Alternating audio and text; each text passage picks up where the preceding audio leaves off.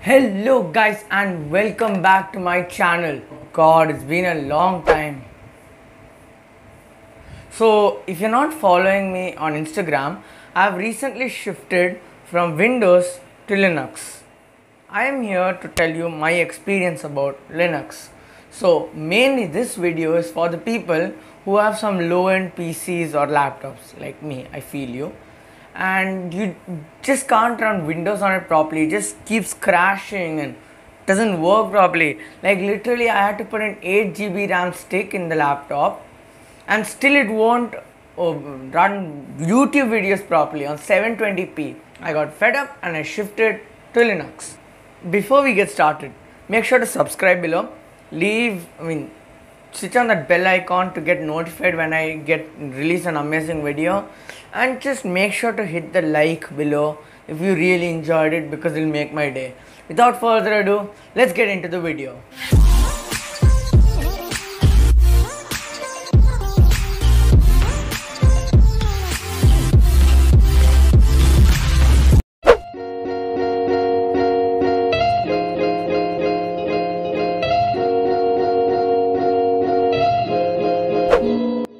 If you're not a Linux user, you won't know what a distro is.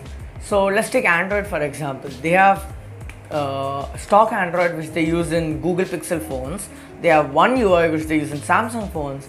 They have MIUI, they have Realme UI and so on.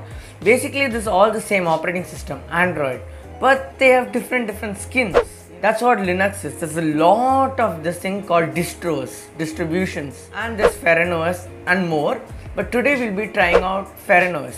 Don't kill me in the comments saying this is better and all. I did not try them yet. I'm trying FerrenOS as the first time as a Linux user. First time I've shifted to Linux.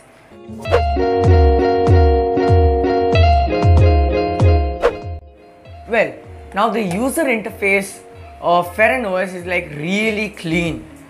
And I got these macOS vibes from it, like the settings and the file explorer and all looks like macOS. I'm not complaining, I'm not telling it's bad. I kind of like it. It's more clean. And if you're a Windows hardcore fan, I got your back. I was a Windows user, I never used Mac, but I got your back.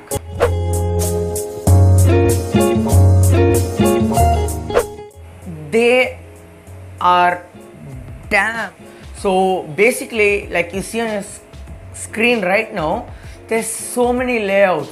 There's like the default one, they don't force it on you. If you want, you can put it in the setup itself. They ask which one do you want. Then there's a Mac OS one, that if you have come from Mac OS, then you can try that. That was the one I went with first, but then the taskbar below, there's a weird problem. I don't know if it's only with me or the entire thing. Like when you watch YouTube or anything in Chrome, that thing just stays there and that part of the screen is covered, so I didn't like it so much. And then right now you're seeing the screen which you can make into a Windows 7. Yeah, there's Windows 7 because many of you who use low-end ones still use Windows 7, so that one is also there.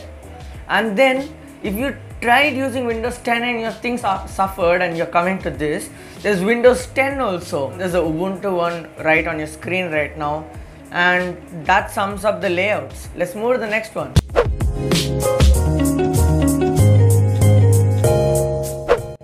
This is a big win, considering I had a 2010 laptop which I'm still using right now in fact, and that had Windows 10 before, and it was really slow.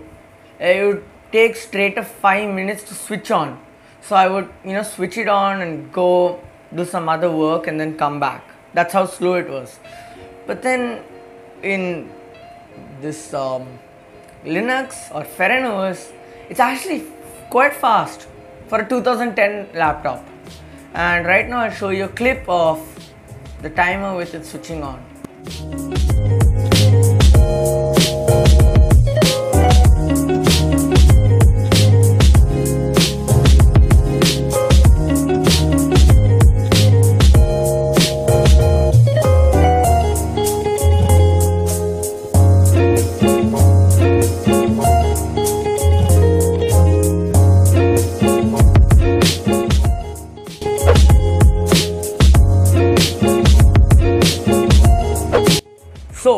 conclusion, if you're in an old system that's taking like too much time and all, I would tell you to seriously look at Linux, consider it. Some cons before we tell all the pros. I am a good tech guy, I don't tell all the pros, I tell some cons, so make sure to subscribe. Whatever. To tell some cons, there are some. The biggest operating systems are Windows and Mac. So most of the apps you won't get on Linux, like Premiere Pro, and many games are not there.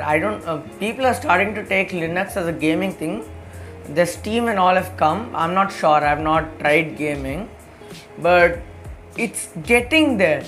For your daily needs like attending your Google Meet, or your Spotify, or all the Google Chrome related stuff and so on, it's actually pretty good. But some apps, like that, to professional apps, so if you're not into those, you can like totally change. Or you can search on YouTube about alternatives, and you can search for alternatives. I would say I have made the right decision to switch. It is much better, much faster, much fluid, much cleaner than the thing.